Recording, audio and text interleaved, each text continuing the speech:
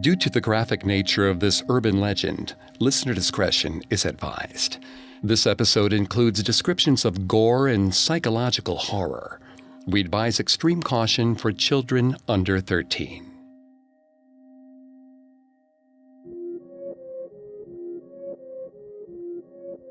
The rules are simple. Step 1.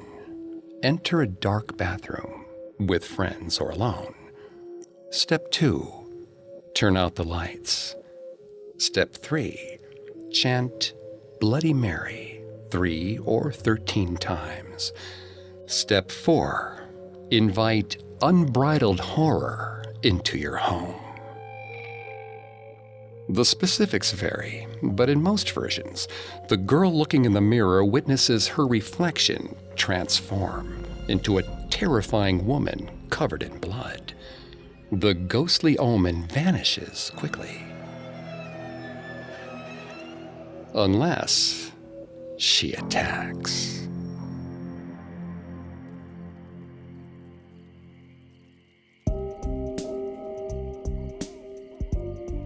Welcome to Haunted Places, a Parcast original. I'm Greg Polson. Every Thursday, we take you to the scariest, eeriest, most haunted real places on Earth and share their stories. This episode is part of our Urban Legends Halloween special. Every day for the month of October, we're presenting our spooky spin on an urban legend, then diving into the history of the horror. Like it or not, each terrifying tale contains a grain of truth. You can find episodes of Haunted Places and all other Parcast originals for free on Spotify or wherever you listen to podcasts. To stream Haunted Places for free on Spotify, just open the app, tap Browse, and type Haunted Places in the search bar. Today, we look at the scourge of sleepovers, Bloody Mary. It's a ritual, a game, and a warning. Most commonly shared among American girls ages 7 through 12, the Bloody Mary legend frequently appears at schools and slumber parties. The girls lock themselves in a dark bathroom and try to summon a ghost called Bloody Mary through the mirror. At Parcast, we're grateful for you, our listeners. You allow us to do what we love. Let us know how we're doing. Reach out on Facebook and Instagram at Parcast and Twitter at Parcast Network. And if you enjoy today's episode, the best way to help is to leave a 5-star review wherever you're listening.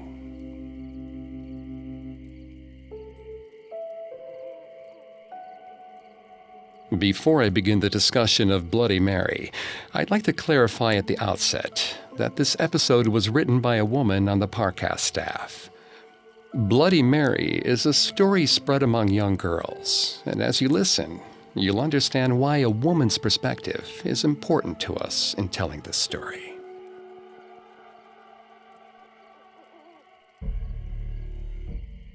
Commonly played at sleepovers, the Bloody Mary game can often be seen as nothing more than that. Girls creep themselves and each other out by locking themselves in a dark bathroom, opening up to the unknown. It's a show of bravery, and according to folklorist Alan Dundas, most girls perform the ritual due to peer pressure, not a genuine desire to see a ghost. Lucky for them, there's normally no curse, no bloody apparition, no opening of the gates of hell. Most girls who chant Bloody Mary simply see themselves. But that doesn't stop the legend from spreading at slumber parties and in the schoolyard. The tale of the tragedies that happen when you invite Bloody Mary into a dark bathroom.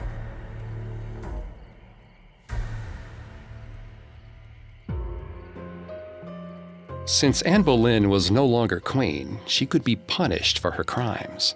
Witches were publicly executed. That's how it worked in the 1500s. So 2 days after they took her crown, they chopped off her head. Blood went everywhere.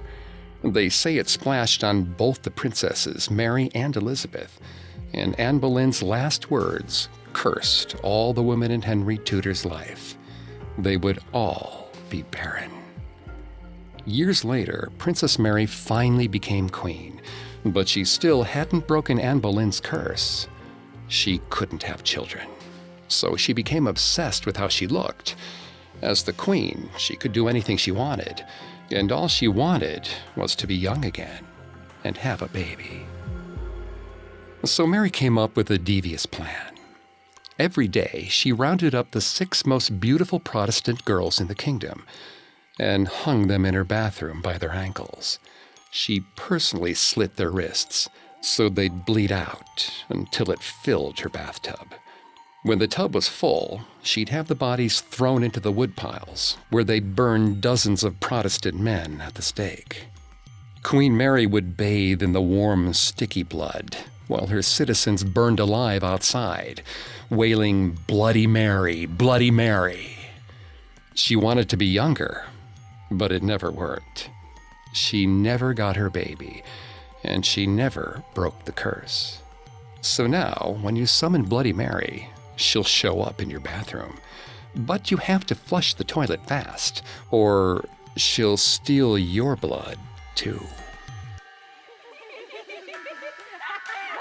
As Meghan finished the story, Ashley shivered and creeped out to light. She wasn't sure she believed in ghosts, but it still gave her goosebumps and made her stomach turn. At least, she told herself, it was the scary story, and not the other thing. Jen complained that Meghan's ghost story couldn't be true. They didn't hear any of that in history class. Meghan explained that their teacher sanitized it. Sarah cut off the brewing argument by pointing out that they were low on soda and candy. Everyone agreed they should run down to the kitchen to get more. As the other girls went downstairs to get more snacks, Ashley hung back. She felt wet and squishy down there. She had to sneak in while her friends were distracted, so they wouldn't see what she was carrying. Ashley's mom said Meghan and their other friends would totally understand if she told them, but her mom didn't know what 6th grade was like. Ashley remembered how awkward it was when she mentioned her new training bra at lunch. Sarah turned super red. Jen stuffed her mouth full of peanut butter, and then Meghan held clementines up to her chest and made a joke about how Ashley could be a real housewife now. Everyone laughed, except Ashley. She didn't even want to go to the sleepover tonight. She really wanted to be at home with romantic comedy and a heating pad. But Meghan was her best friend and one of the most popular girls in their grade. Missing her birthday would totally destroy Ashley's social life. Praying the other girls would spend a long while in the kitchen. Ashley reached into her overnight bag, past her emergency cell phone, and deep into the secret pocket. She quickly dug out the little bag with a bedazzled A. "Ashley?" Ashley jumped, dropping the bag. She scrambled to hide it under her shirt as she turned around. It was Meghan, wondering what Ashley was doing. Ashley fibbed that it was a secret birthday thing, praying Meghan wouldn't notice the bulge under her shirt. Meghan grinned and said they were going to do a piñata now. Super dumb, but her dad was making them. Ashley said she'd be right there. She just had to go to the bathroom first. Safely in the bathroom, Ashley breathed a sigh of relief until she pulled down her pants. It was more terrifying than the time Meghan made them watch Freddy versus Jason. Blood had leaked down to her legs and across her thighs. She tried to clean herself up, but somehow it got in the toilet seat, and then the floor. No. She could not be the girl who left her disgusting blood all over Meghan's bathroom. No one would be friends with her if they saw this. Wadding up toilet paper, she rushed to wipe up the blood. Each red streak stood stark on the creamy porcelain, like vicious personal attacks. "Ashley, it's your turn for the piñata," Meghan's dad yelled in the distance. Oh God, what if Meghan's dad saw this? Mortified, Ashley yelled that she'd be right there. Frantic, she scrubbed harder, toilet paper crumbling in a trail of pink and white residue.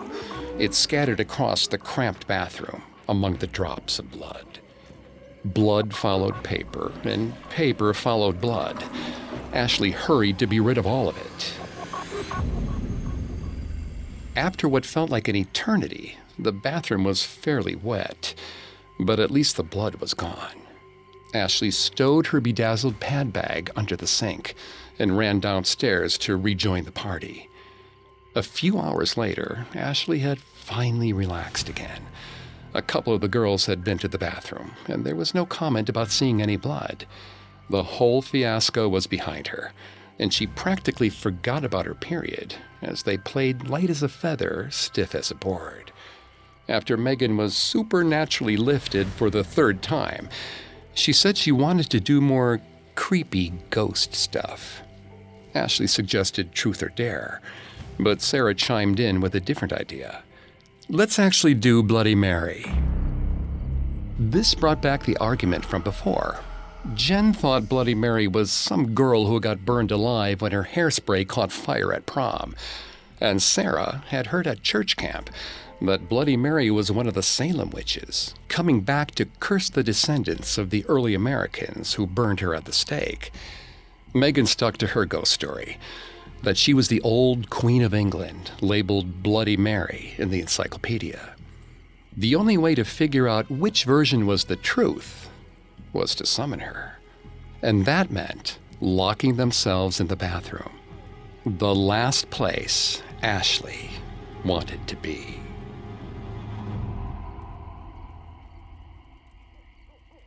Up next, Ashley struggles to keep her secret. Now, back to the story. Ashley was determined to keep her friends from playing Bloody Mary. If they hung out in the bathroom, they might find out she'd started her period before any of them. She tried to convince them to play Truth or Dare, or watch a scary movie, or talk about their crushes. But the group of girls tumbled into the bathroom instead, giggling nervously. What was better than a ghost story than summoning an actual ghost from hell? The four girls squeezed into the bathroom, standing awkwardly close so they could all see themselves in the mirror. Then Ashley saw it. A red smudge in the sink, like washed-out watercolor paint. Any of them could see it, if they only looked down. Frantically, Ashley flicked off the light. Even in the dark, Ashley was certain they'd noticed the coppery stink of blood. It was all she could smell. She casually turned on the fan, but Sarah turned it off. They needed to hear if Bloody Mary spoke from beyond. Megan reminded them to turn in 3 circles while they chanted. Jen reminded them that they had to flush the toilet once she appeared to make her go away. Ashley reminded them to close their eyes until the chant was over. Turning slowly, they chanted in unison, "Bloody Mary, Bloody Mary, Bloody Mary." Opening their eyes, they squished back together, peering into the mirror. The only dark reflections in the mirror were their own, barely illuminated by light sneaking in through the cracks in the door. Ashley noticed a smatter of blood on the mirror, just above the toilet. She must have missed that spot. Damn it. After a few seconds of silence, Ashley said it was too bad it was just a silly made-up story. But was anyone else in the mood for more cake and ice cream? Megan replied with an, "Oh, duh. There were too many people in the bathroom. If they really wanted to see Bloody Mary, they had to go one by one." The other girls all agreed. Of course, of course. Ashley volunteered to go first and locked the other girls out of the bathroom. Still in the dark, she dug through the trash can, searching for the evidence that she'd been marked by something monstrous.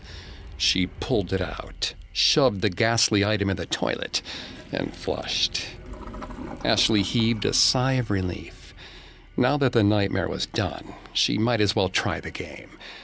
She didn't want to see the ghost. But if the other girls all saw Bloody Mary and she was the only one who didn't, well, the isolation would be worse than any ghost from hell. Bloody Mary, Bloody Mary, Bloody Mary, Ashley whispered.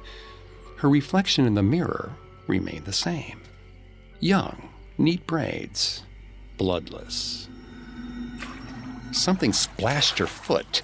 It was hot, thick, sticky. The toilet swirled, overflowing. Cloudy red liquid sloshing over the seat and onto the floor. She must have clogged the toilet. But then, why was it so warm? And why was the red spiral so mesmerizing, almost glowing in the dark? Ashley felt drawn to it, moving closer, desiring a bath in the river of blood. "Ashley, you okay?" chirped Megan. Ashley jerked her eyes away from the warm crimson swirl. Oh, hell! How was she going to explain the fact that she clogged up Megan's toilet? This was beyond embarrassing. She might as well die. But maybe she could pin the blame on Bloody Mary. If the other girls went in and out in the dark before anyone else noticed, she could say the blood came from the ghost, not her own terrible body. Sending them in one by one was the only choice. It was what Ashley was supposed to do. She was sure of it.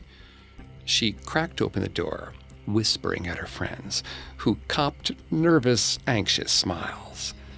If they wanted to see Bloody Mary, they had to keep the lights off for the rest of the night. Ashley stepped out of the bathroom, heart still pounding, as Jen went in.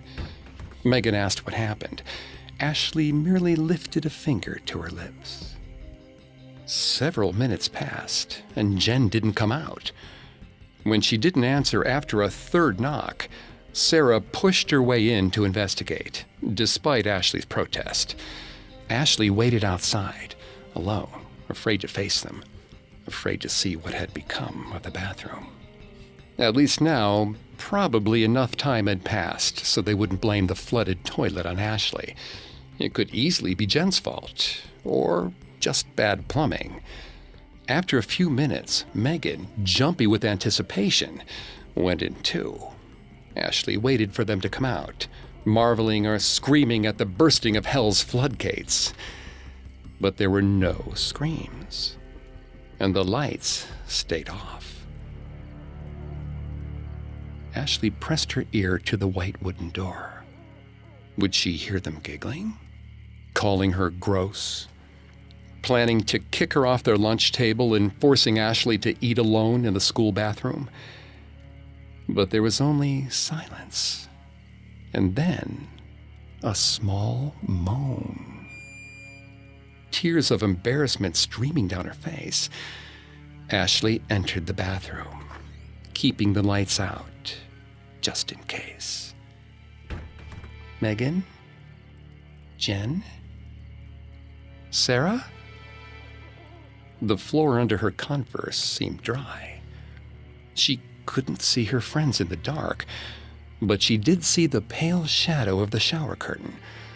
They must be hiding behind it. Like a game of sardines, they'd all jump out and scare her. It was only a few steps through the blackness. 1, 2, 3. Megan? Jen?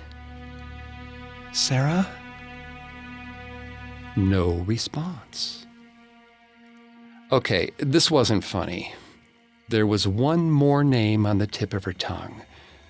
One she didn't dare say. Bloody... No. Ashley reached to tug open the shower curtain. It should be right here. Her hands landed on glass. She must have gotten turned around and hit the mirror. Ashley took another step, fingers eager to rip open the shower curtain, but only felt more glass.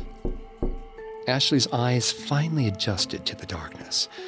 She could see a little bit in the mirror now. Her 3 friends all on the floor, Each was shaking, sobbing. She heard their cries faintly, as if through deep water. Ashley turned around, but the floor behind her was empty. She looked back in the mirror. Were they? They couldn't be. Squinting, Ashley looked more closely. Each of Megan's freckles slowly leaked a droplet of blood until her whole face was red and sticky. Jen pawed at her empty, sunken black eyes. They'd been clawed out by something with long fingernails. Sarah writhed on the floor. Something had slashed open her belly. Finally, Ashley chanced to look at her own reflection. Hair wild, eyes black, soaked in blood. Ashley screamed. She yelled for Megan's parents, her parents, anyone. And then she realized why they couldn't hear her. She was trapped behind the glass, stuck inside the mirror. She was Bloody Mary.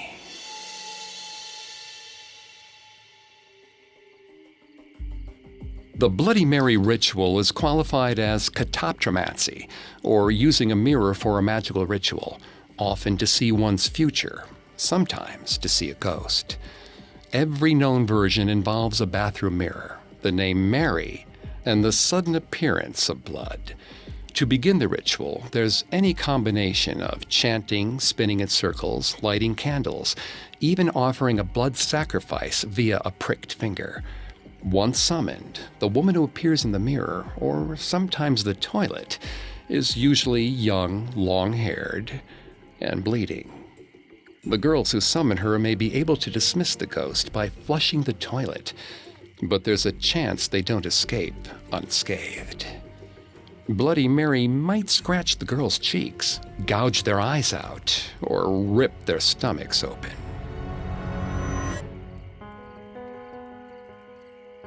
As far as we can tell, there's no link between the children's ritual and the beloved brunch cocktail. There is, however, an occasional link to the Bloody Mary of history books.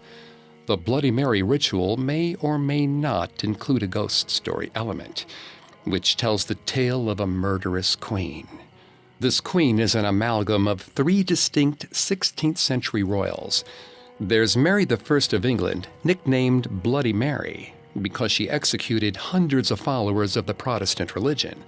Then there's her cousin, Mary Queen of Scots, tragically beheaded at the bidding of Mary I's half-sister, Queen Elizabeth I. And most disturbingly, the stories borrow details about Elizabeth Bathory, nicknamed the Blood Countess, one of the first known female serial killers.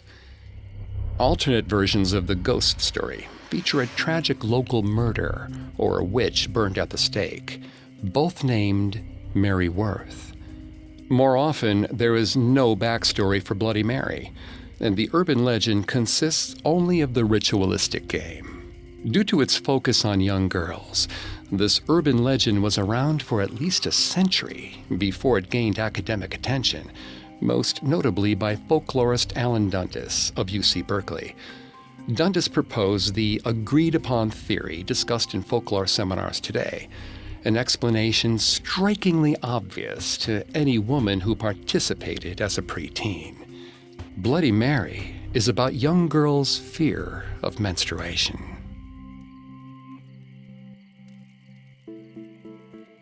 Historically, it's a taboo topic in nearly every culture, considered unclean and unpleasant.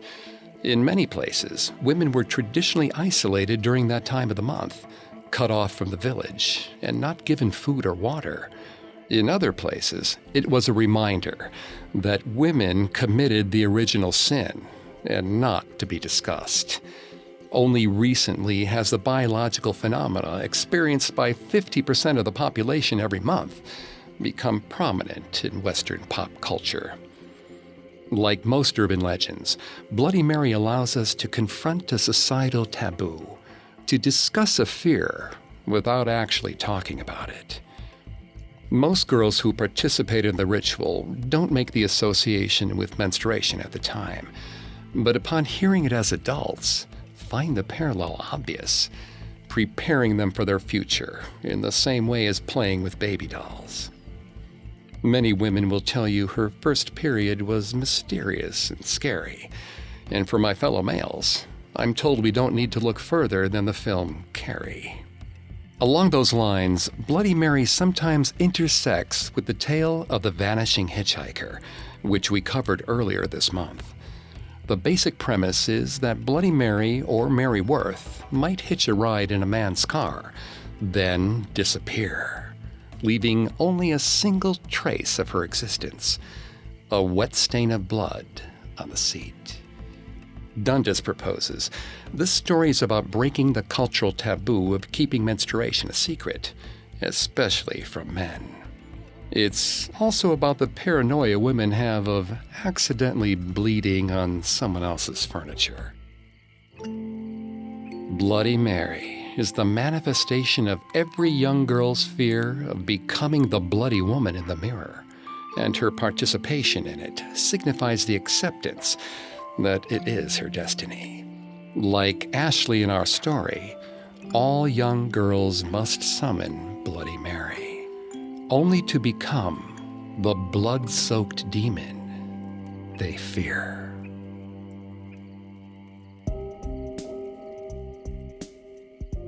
Thanks again for tuning into Haunted Places. We will be back tomorrow with a new urban legend, and on Thursday with a new haunted place. You can find more episodes of Haunted Places and all other Parcast originals for free on Spotify. Not only does Spotify already have all your favorite music, but now Spotify is making it easy for you to enjoy all of your favorite Parcast originals, like Haunted Places, for free from your phone, desktop, or smart speaker. To stream Haunted Places on Spotify, just open the app, tap Browse, and type Haunted Places in the search bar. And don't forget to follow us on Facebook and Instagram at Parcast and Twitter at Parcast Network. Until tomorrow, don't believe some of the things you hear. Believe all of them. Haunted Places was created by Max Cutler, is a production of Cutler Media, and is part of the Parcast Network.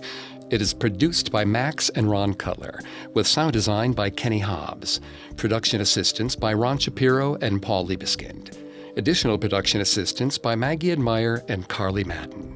This episode of Haunted Places was written by Maggie Edmeyer. I'm Greg Polcyn.